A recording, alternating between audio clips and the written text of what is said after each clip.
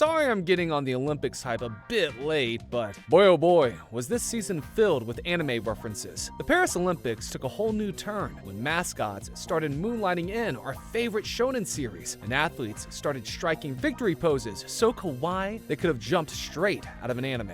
Let's take a look at all the anime references during the Paris Olympics 2024. The shooting events at the Paris Olympics weren't just about hitting bullseyes, they also gave us some of the most iconic moments of the games. Even if you skipped the Olympics, you've probably heard of Yusuf and Kim Yeji by now. Their shooting styles were so smooth, it was like watching poetry in motion. But for all the hawk-eyed anime fans out there, something else stood out. Just one good look at the postures of our favorite shooters was enough for us to realize that Yusuf and Yeji were basically walking, talking replicas of Toji Fushiguro and Satoru Gojo from Jujutsu Kaisen when they took their shots. If you squinted just right, you could almost hear the Jujutsu Kaisen soundtrack ramping up in the background. Who needs to watch anime anymore when the real-life versions of our favorite characters give us the same flashy performances? Jujutsu Kaisen fans know how the anime turns the simplest moments into the most epic nail-biters. That's what makes the show perfect, and our Olympians gave us just that. Watching Yusuf and Yeji in action was like experiencing a flashback to the most heart-pounding moments of the anime.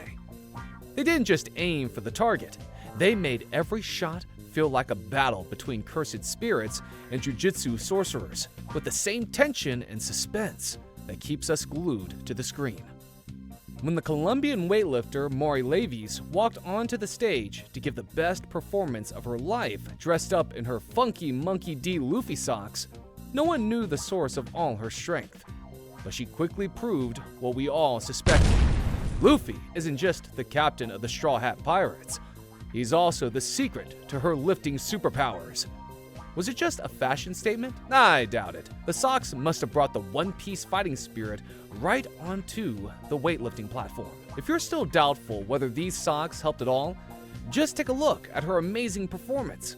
Clearly, those socks gave her the strength boost she needed to channel her inner Pirate King and crush those weights. Who'd have guessed the secret to hitting PRs lied in a pair of anime-inspired socks?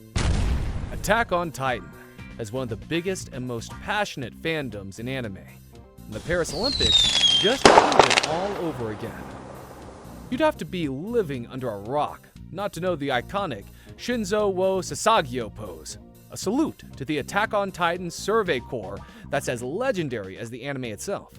So when Spanish triple jump champ Jordan Diaz struck the pose after clinching gold, fans absolutely lost their minds. I mean, the guy could have just celebrated with a fist pump, but no, he went full-on Survey Corps mode, and the crowd went wild.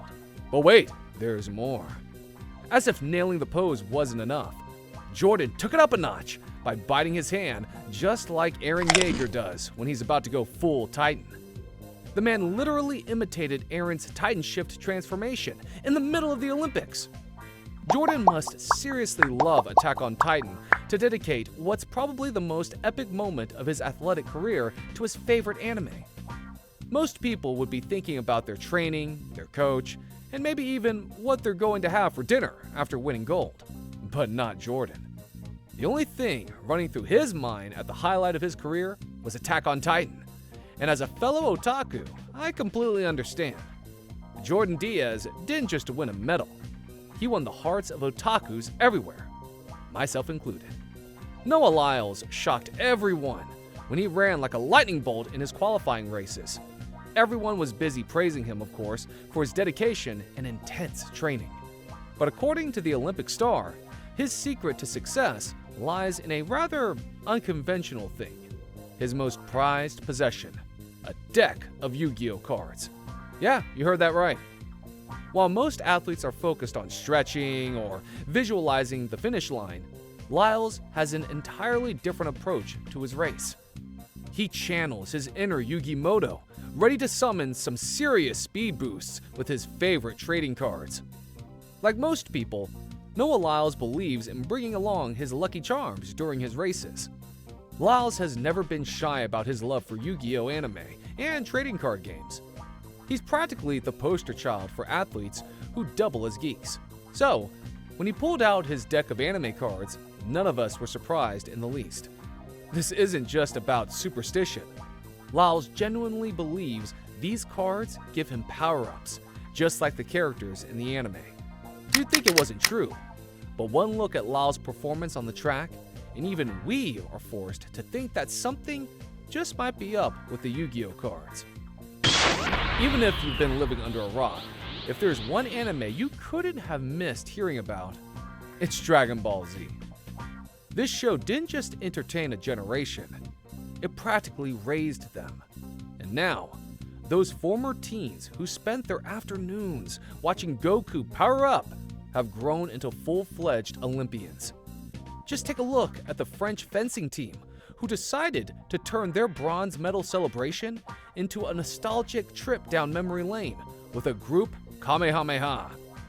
And we have to admit, this was the perfect celebration, a way to show off their unity and strength as a team, all while giving a cheeky nod to the anime that probably had them dreaming of superpowers back in the day.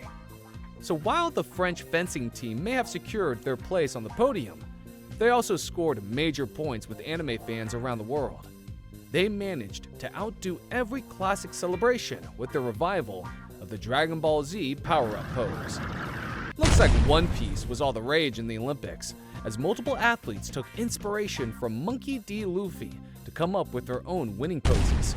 And one athlete who really embraced his inner Straw Hat Pirate was the United States' very own Peyton Otterdahl.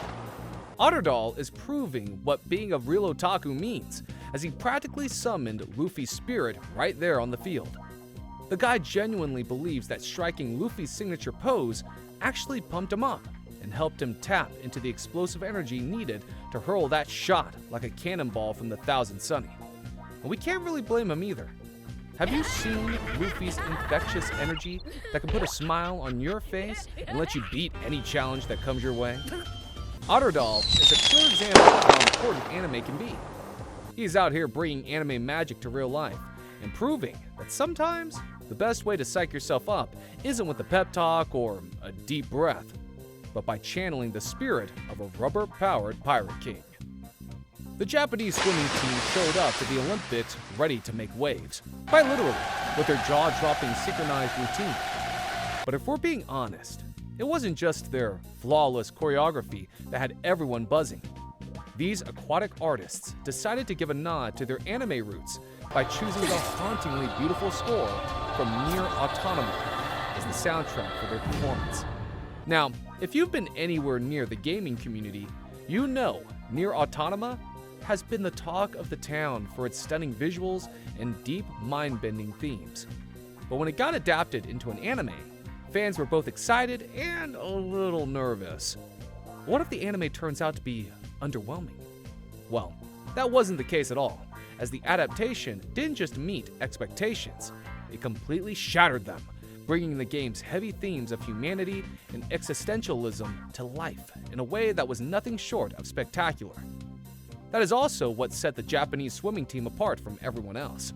They weren't just showing their routine and their command on their sport. Instead, they were telling a story. Every movement was a tribute to the existential questions and emotional depth that Nier Automata is famous for. The Japanese team has managed to show the whole world the beauty and magic of anime.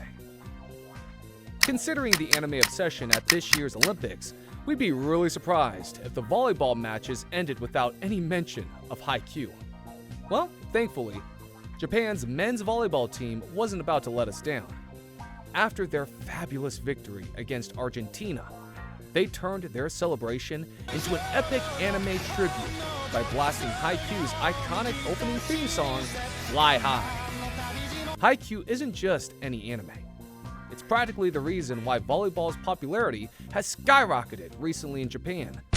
It's taken the sport to new heights, and the Japanese team knew exactly how to honor the anime that's inspired so many to love and care for their sport. When Fly High roared through the stadium, it felt like our favorite anime characters had come to life, filling the stadium with their energy and passion for volleyball. While the scoreline showed a win for Japan, the real victory was for anime fans everywhere. What better way to end the Olympics than to play a live instrumental performance of Demon Slayer's opening theme song? Demon Slayer has exploded to become one of the biggest anime franchises on the planet, with fans lurking in every corner of the globe. And let's be real, the Olympics were practically an anime convention in disguise, with athletes and fans alike flaunting their love for anime at every turn. So, when the Olympic organizers decided to close out the games with a nod to one of the hottest animes out there, the otakus and us couldn't be more proud. As the familiar sound of Green Gay started blasting through the speakers, the crowd erupted with excitement, putting a perfect end to this year's Olympics. Thanks for watching. Don't forget to like and subscribe to the channel and ring that notification bell to be notified of any latest uploads. That said, see you in the next one.